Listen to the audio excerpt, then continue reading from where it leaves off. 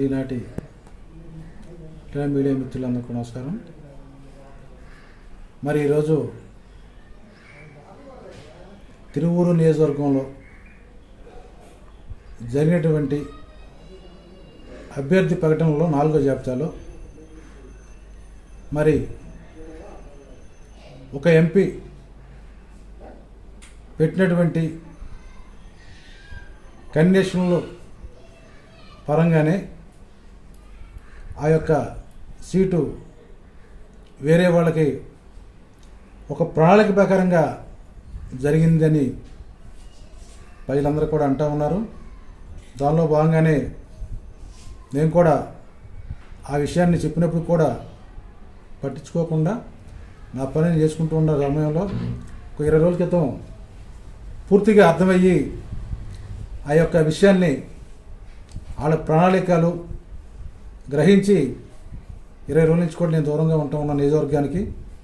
మరి ఏదైతే మేము అనుకుంటా ఉన్నామో ఏదో జరుగుతుందని అదే జరిగింది అని కూడా మరి రాత్రి ఇచ్చినటువంటి లిస్టులో రుజువైంది. కాబట్టి మరి దీనికి కూడా పార్టీ పరంగా మనం ఇప్పుడు కూడా విధేయులుగా ఉన్నాం.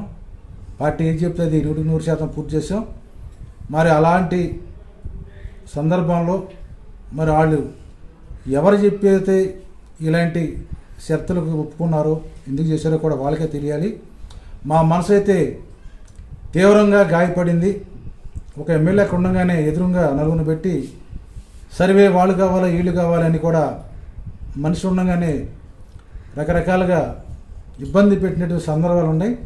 అందుకనే మనసు గాయపడి నియోజకవర్గానికి ఆ యొక్క కార్యక్రమాలకు దూరంగా ఉన్నాం అనుమానంతో. ఆ అనుమానం నిజమైంది కాబట్టి మా యొక్క కార్యక్రమాలకి పార్టీకి దూరంగా మా యొక్క కార్యాచరణ 4-3 రోజుల్లో ప్రకటిస్తామని కూడా తెలియజేస్తా ఉన్నాం. సార్, నెక్స్ట్ టీడీపీలోకి వెళ్తారని ప్రచారం జరుగుతుంది సార్ బయట. దాని గురించి మీరు ఏమనుకుంటారు సార్? నేను 2 రోజుల్లో ఏం జరిగేది కూడా పిలిచి చెప్తాను. ఎలా ఎక్కడ వెళ్ళేది ఎలా ఉండేది కూడా మీ అందరికి క్లారిటీగా చెప్తాను. అందరూ పిలుస్తాను నేను ఆ రోజు.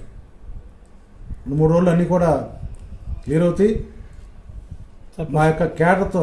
ఎందుకంటే నేను ఒక్కడే కాదు కదా, మా ఎవరైతే ఉన్నారో మా క్యాడర్తో కూడా సంప్రదించి ఒక నిర్ణయం తీసుకుని వాళ్ళ నిర్ణయానికి అనుకూలంగా నా నిర్ణయం తెలియజేస్తానని కూడా మీ ద్వారా తెలియజేస్తాను. సార్, మీ ప్రస్థానం ఇక్కడి నుంచి మొదలైంది. ప్రస్తుతం రాజకీయ ప్రస్తావన అన్నది 2001లో సర్పంచ్గా ప్రారంభించాము. అప్పట్లో టీడీపీ ప్రభుత్వం ఉంది. మా గ్రామం బాగా టీడీపీ కంచుకోట లాంటి గ్రామం అయినప్పుడు కూడా మా యొక్క వ్యక్తిగతంగా అందరూ కూడా ఆదరించి పార్టీలకు అతీతంగా నన్ను గెలిపించినటువంటి సందర్భం మా విలేజీలో రాజకీయ ప్రస్తావన వాళ్ళందరూ కూడా సహకారం ఇచ్చి గెలిపించారు. మరి అదే కాకుండా 5 ఏళ్ళు బాగా కష్టపడి డెవలప్ చేసాం. దానిలో భాగంగానే మళ్ళీ జడ్పీటీసీ ఎలక్షన్ 5 ఏళ్ళ లోపు ఇంకా 2 నెలలు ఉందనగానే సర్పంచ్ ఎలక్షన్ హోదా జడ్పీటీసీ ఎలక్షన్ రాగా వచ్చినాయి. దానిలో భాగంగానే పైడిముక్కల మండలం అంటేనే టీడీపీ కంచుకోవట్లేని మండలం. ఆ యొక్క పార్టీకి సుమారుగా 10,000-8,000 మెజార్టీ ఉన్నటువంటి మండలంలో మరి అక్కడికి వెళ్ళి నేను పోటీ చేసినప్పుడు చాలామంది కూడా టీడీపీ మండలంలోకి వచ్చి పోటీ చేశారు. ఇతను ఎక్కడ గెలుస్తాడని కూడా మరి కొంతమంది వ్యక్తులు మాట్లాడిన సందర్భాల్లో. కానీ ఆ సందర్భాలన్నీ కూడా మనం ప్రజల్లోకి వెళ్ళి మన యొక్క విధానాన్ని నచ్చి పార్టీలకు అతీతంగా కాంగ్రెస్ టీడీపీ నుంచి కూడా కొంత వ్యక్తిగతంగా ఓట్లేసి నాకు 2,300 ఓట్లతో మళ్ళీ నేను అక్కడికి వెళ్ళి టీడీపీ కంచుకోట మండలంలో పార్టీలకు అతీతంగా వ్యక్తిగా టీడీపీ వాళ్ళు కూడా ఓట్లు వేశారంటే మేము అందరినీ కూడా కలిపిపోయే యొక్క తత్వం ఉన్నమట్టి మేము అక్కడ గెలిచాం. దానిలో భాగంగానే మళ్ళీ అక్కడి నుంచి నా ప్రస్తావన మరి ఎమ్మెల్యేగా ప్రయత్నం చేశాం. మరి వైసీపీ తరఫున 2014లో టికెట్ రావడం కూడా జరిగింది. మరి ఇక్కడి నుంచి అక్కడికి కూడా వెళ్ళినప్పుడు కూడా మరి టీడీపీ కంచుకోట నియోజకవర్గం కూడా మరి గతంలో అంటా ఉన్నారు. అయినప్పుడు కూడా 2014లో మరి మీ అందరు కూడా చూస్తూ ఉన్నారు విపరీతమైనటువంటి టీడీపీ గాల్లో మన జిల్లాలో గెలిచినటువంటి 4 సీట్లు గెలిచాం. ఆ 4లో ఎన్టీఆర్ జిల్లాలో గెలిచింది 2 సీట్లో కూడా ఒక అభ్యర్థి వెళ్ళిపోయాడు. మరి 3 సంవత్సరాలు కూడా ఎన్టీఆర్ జిల్లాలో ఉన్నటువంటి వైఎస్ఆర్సీపీ ఎమ్మెల్యే ఏకైక ఎమ్మెల్యే ఈ రక్షణ ఇది ఒక్కడే నిలబడి పార్టీ కార్యక్రమం చేసాను కూడా మీ ద్వారా తెలియజేస్తామని. అట్లా పార్టీని కాపాడుకుంటూ క్యాడర్ను కాపాడుకుంటూ 19 వరకు కూడా పార్టీని నిలబడి మరి పనిచేసుకుంటూ వచ్చు. 19లో మరి బ్రహ్మాండంగా అందరూ కష్టపడి భారీ విజయాన్ని ఇచ్చారు.